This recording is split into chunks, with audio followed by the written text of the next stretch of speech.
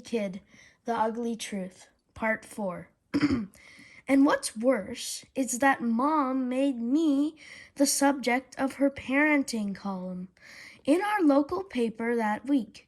She didn't use my actual name, but I don't think it would have taken a detective to figure out who she was talking about. Puberty can be a difficult time when a child begins to experience the changes that come with adolescence. The transformation can be uncomfortable, awkward, or even frightening. But given the right guidance, a child can learn to welcome and even celebrate the second-born son. Recently began his one. Sorry. Child can learn to be welcome and even celebrate the transition into adulthood. My second-born son recently began his wondrous journey to his new. Tonight, Mom called. Sunday. Tonight, Mom called a house meeting, and whenever she does that, it's never good.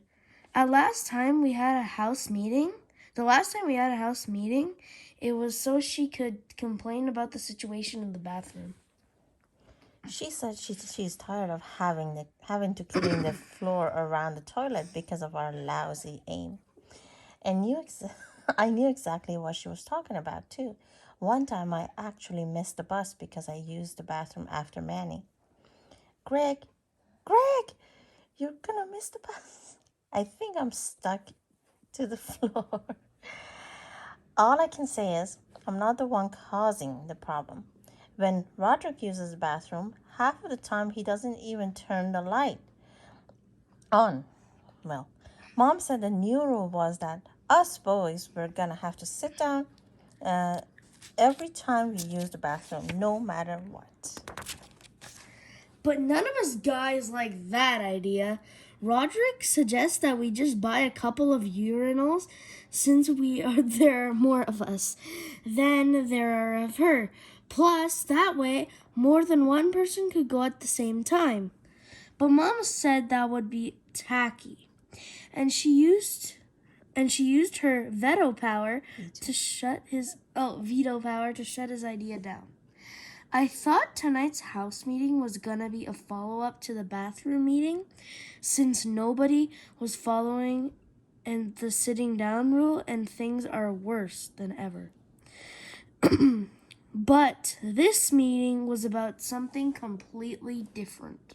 Mom told us that she was going back to school and she was gonna start taking classes a few times a week. Well, I was totally caught off guard by this news. Mom's always there when I get home from school, and that's the way I like it. Here you go, Mom. Dump. But Mom said that after all these years of staying at home with us kids, she needs to do something that stimulates her mind. So she says she's going to take classes for a semester and see how it goes. I guess I can understand why Mom would want to branch out, because if I did the kinds of things she does every day, I'd probably be going bananas too. Mommy and dance me class. What? Mommy and me dance class. And me dance class. Mom said us men are gonna have to make it our own dinners. Gonna have to make our own dinners a few nights a week. And started doing Chores. That she usually takes care of herself. One of those chores is making lunches, and to be honest with you, I'm pretty happy that one is getting turned over to us. Mom writes a note in our lunch bag every day, and I can definitely live without that. Dear Gregory, have a healthy, happy day. Love, Mom. Wednesday. Okay, on the first few nights with Mom away have been a disaster. We tried making dinner on our own on Monday, but none of us knew what we were doing. Manny was in charge of making iced tea, but it was undrinkable since she He steered it with his bare hand. Roderick was in charge of cooking the roast beef, but he forgot to take the plastic wrap off before putting it in the oven. Why is this meat so shiny? So we bagged the homemade meal idea and went out to eat. When we left the restaurant, Roderick spit his gum at some moths that were flying around and he hit Dad by accident. Dad chased Roderick around the parking lot, but Roderick is actually pretty fast, and Dad couldn't catch him. Then Dad tripped over a curb and twisted his ankle. So Roderick had to drive Dad to the emergency room. When the doctor said Dad how he hurt his ankle, Dad said he wasn't looking where he was going, and he stepped on one of Daddy's trucks in the driveway. One of Manny's trucks. Did I say Daddy? Oh, sorry. Yeah. Okay, go on. I can kind of understand why Dad didn't want to tell the truth. One time I broke my wrist and I told everyone I broke it in a fist fight. What really happened was that I tried to stand up after my legs fell asleep from sitting on the toilet too long, but I liked my version better. Wow! So it's only been a few days without Mom, and things are already starting to fall apart. We've got one serious injury so far, and who knows what's in store down the road. Thursday. We brought back leftovers from the spaghetti barn, and that's what we had for dinner tonight. Dad had to stay late at work, so he called Roderick and told him to warm up everyone's spaghetti in the microwave. Roderick gave me my plate first, and when he did, he said, "Careful, it's very hot." Smack, smack. I blew on my spaghetti for a while to cool it down, but what I didn't know that Roderick never actually heated my spaghetti in the microwave. He just pretended to. When I bit into a meatball, it was ice cold. After that experience, I doubt I'll ever be able to eat leftovers again. And the bagged lunch thing isn't working out either. This week, Roderick was in charge of making lunches, and he wrote a note on my bag just like Mom does. "Dear Greg, make sure to change your diaper after lunch. Love, Mommy." I didn't even bother eating the sandwich since I've never seen Roderick wash his hands even once. My chore for the week is laundry, and I can't wait until my shift is over. For the record, I think it should be illegal for a boy to have to fold his mother's underwear. Friday. One of the big changes with Mom going to school is that now Dad's in charge of helping me with my homework. No offense to that, but Mom is way better at homework help than he is. When Mom helps me do my homework, he basically gives me all the answers, and I'm in and out in 10 minutes. The capital of Russia rhymes with Moscow. Moscow? That's too easy. It's a whole different story with Dad. He wants to teach me how to do the work, and that's a lot more time consuming. Plus, it's been a long time since Dad was in school, so I have to sit there and wait while he reads my textbooks and gets caught up. But math is the worst. I guess the way they teach math these days was totally different from the way they taught it when Dad was a kid. So he gets frustrated with the new rules and starts trying to teach the way he learned it. No. You need to add the numbers in this column and carry the 4. What does carry mean? It is frustrating. Dad also licks his finger and his thumb to make it easier for him to turn the pages. And when he does that, I try to keep a track of which pages he turned so I don't touch his spins. But with all those numbers in my head, it doesn't leave a lot of room for math. 28, 29. 32, 35, 37.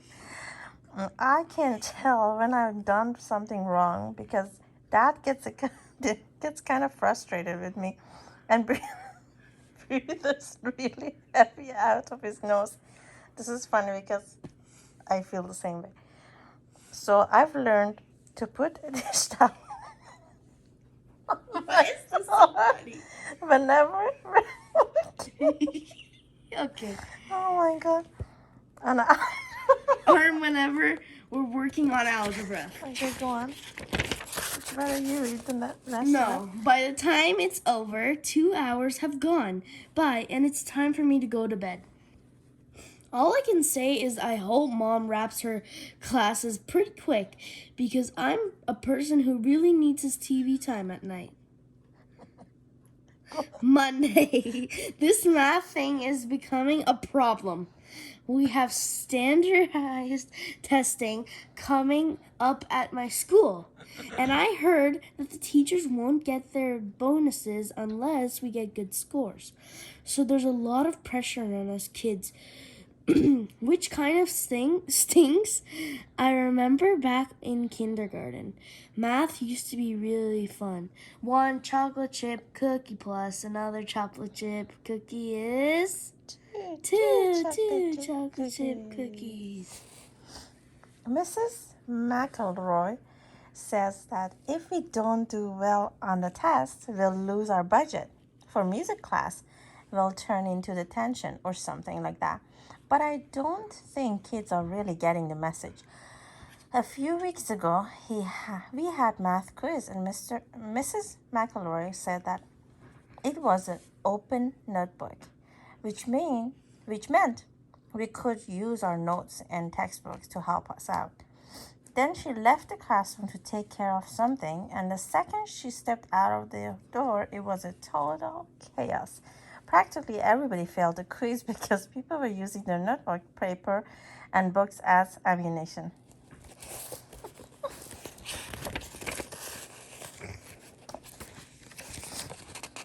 So based on that episode, I don't think Mrs. McElroy had better make any big plans for now. She's gonna spend her bonus.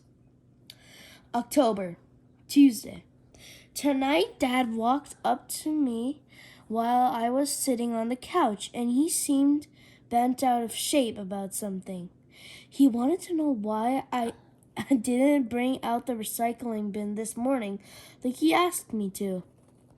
I told him he must be confused because he never said anything to me about the recycling, but he said he asked me to do it last night while I was playing video games. And to be honest with you, that did seem a little familiar. Yeah. If I did forget, it wasn't my fault. I actually was really great system for remembering things. You know how some people leave notes for themselves when they need to remember something? Well, I think that's a lot of work. And it's a waste of paper too. So let's say I'm in bed and Mom walks into my room and tells me I have to bring a permission slip to school in the morning. I don't get out of the bed to write a note. I just throw one of my pillows across the room. Oh. I just throw one of my pillows across the room. Then, when I wake up in the morning and go walk out the door, I see the pillow and think, hey, what's that pillow doing here? Then I remember, oh yeah, I have to bring his permission slip to school. See what I mean? It's totally foolproof. Now that I think of it, I did leave myself a reminder to take out the recycling.